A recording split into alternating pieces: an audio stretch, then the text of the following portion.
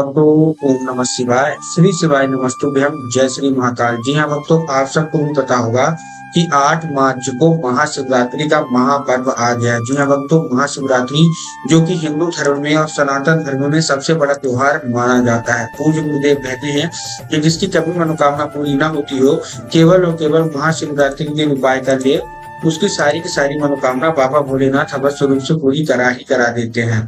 तो आखिर कौन सा उपाय करने से सारी की सारी मनोकामना पूरी हो जाती है, आज के इस वीडियो के माध्यम से मैं आपको बताने वाला हूँ। उपाय ध्यान से सुनिएगा, अच्छे से करिएगा। अगर आपने आज का उपाय अच्छे से सुन लिया, अच्छे से कर लिया, तो 100% है कि आपकी जो कोई मनोकामना, जो कुछ आप बाबा महाकाल से और महादेव से चाहते हैं, सारी की सारी मनोकामना बाबा महादेव अवश्य रूप से पूरी कर देंगे। देखिए, वैसे तो हर साल की जो महाशिवरात्रि होती है वो खास ही होती है, लेकिन इस साल 2024 की जो महाशिवरात्रि है ना, वो खासों में खास है। क्यों खासों में खास है? देखिए, महाशिवरात्रि तो है ही, लेकिन महाशिवरात्रि के साथ साथ एक और त्योहार इसी दिन है। कौन सा? प्रदोष का। जी हाँ भक्तों, प्रदोष का जो व्रत होता है वो सनातन धर्म में बहुत ज्यादा मान्य होता है। तो प्रदोष का व्रत भी इसी दिन है, 8 मार्च को। तो इससे बड़ा मौका आपकी जिंदगी में कभी नहीं मिल सकता कि बाबा महादेव के दो आपको महापर्व एक साथ मिल रहे हैं। तो आपको अवश्य रूप से उपाय कर लेना है। क्या करना है, कैसे करना है, पूरा आपको बताऊंगा। एक चीज आपको और बताना चाहूंगा कि गुरुदेव की जब कथा हुई थी साल 2023 की महाशिवरात्रि में, और उससे पहले हुई थी थोड़ा सा, तो आपको भी पता है गुरुदेव की जो कथा होती है उसमें बहुत सारे लोग पत्र के द्वारा अपनी मनोकामना गुरुदेव तक पहुंचाते हैं। तो गुरुदेव ने जब पत्र पढ़े तो उसमें बहुत सारे ऐसे पत्र थे जिनमें यही लिखा था कि गुरुदेव हमारी मनोकामना पूरी नहीं हो रही है। किसी की धन प्राप्ति की मनोकामना नहीं पूरी हो रही है, किसी की कर्जा मुक्ति की मनोकामना पूरी नहीं हो रही है, किसी की बीमारी की जो मनोकामना है वो पूरी नहीं हो रही है। तो गुरुदेव ने 3 से 4 उपाय बताए और कहा, जाओ केवल ये उपाय कर लेना है, तुम्हारी सारी की सारी मनोकामना पूरी हो जाएगी। लोगों ने उपाय किया और 1 से 1.5 महीने के बाद गुरुदेव की कथा में वापस आए, फिर से पत्र लिखा।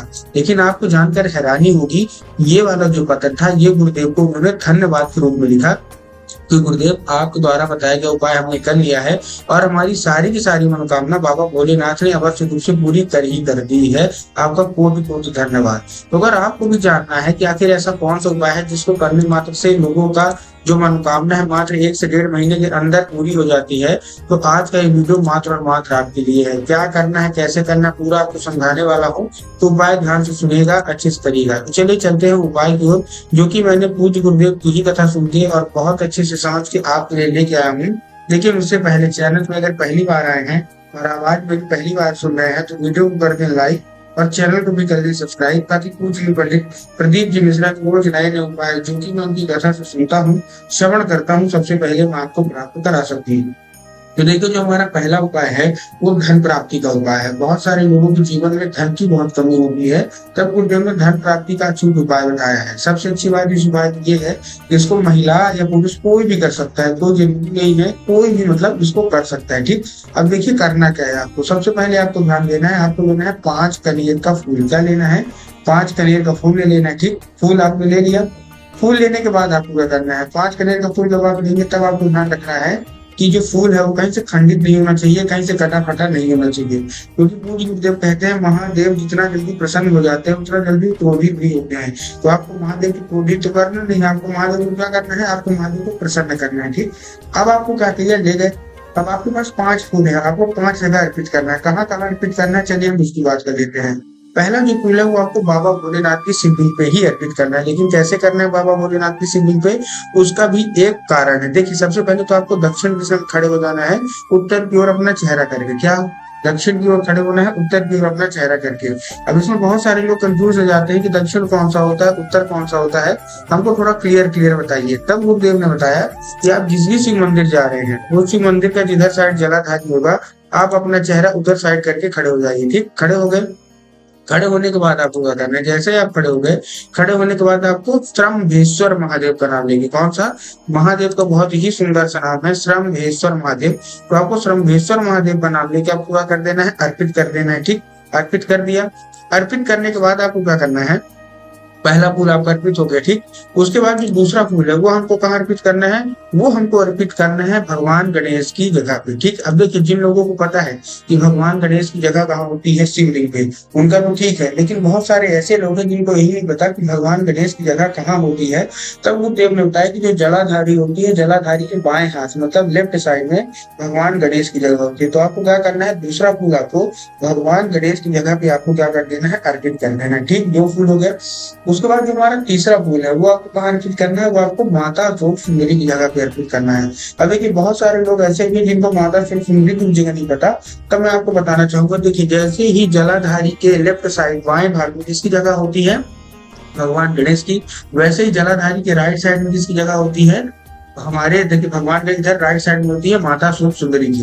तो आपको तीसरा फूल माता स्वरूप सुंदरी को अर्पित करना है। 3 फूल हो गए।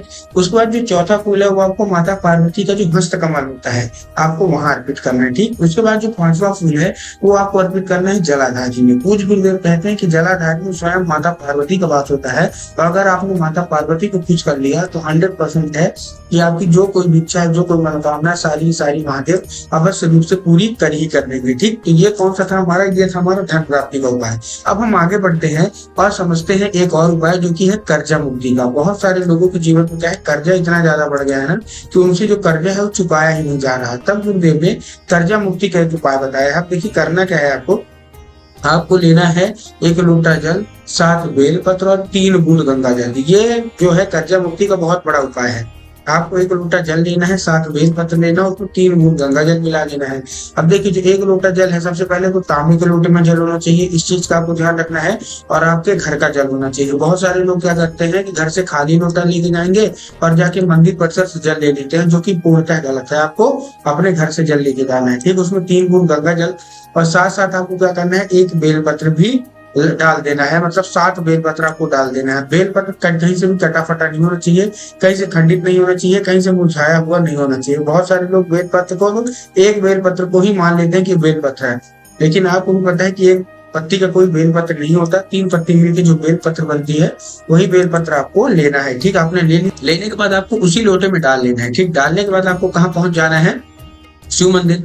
अब शिव मंदिर में आपको भगवान भोलेनाथ की शिवलिंग पे अर्पित नहीं करना, आपको कहाँ अर्पित करना है, आपको नंदी पे अर्पित करना है। नंदी आप जानते हैं, देखिए नंदी का जो आगे का पैर होता है, जो उठा हुआ पैर होता है, तो आपको क्या करना है, नंदी के उठे हुए पैर में आपको क्या करना है, नंदी के उठे हुए पैर में आपको नंदीश्वर महादेव का नाम लेके, कौन सा महादेव का नाम लेके, नंदीश्वर महादेव का नाम लेके आपको क्या कर देना है, आपको अर्पित कर देना है बस। और अपनी जो कोई भी इच्छा होगी, जितना भी कर्जा होगा, सारा का सारा महादेव से वही खड़े खड़े बोल देनी है। उसके बाद आपको एक चीज का ध्यान रखना है कि जो बेलपत्र लोटे में है वो अर्पित नहीं होना चाहिए, वो आपको लोटे से निकालना है और निकालने के बाद आपको बाबा भोलेनाथ की शिवलिंग पे अर्पित कर देना है। पूज्य गुरुदेव कहते हैं मात्र 1 से 1.5 महीने लगेगा, बड़ा से बड़ा कर्जा, हाथी जैसा कर्जा भी आपका समाप्त होगा अगर आपने ये उपाय महाशिवरात्रि के महापर्वदिन कर लिया।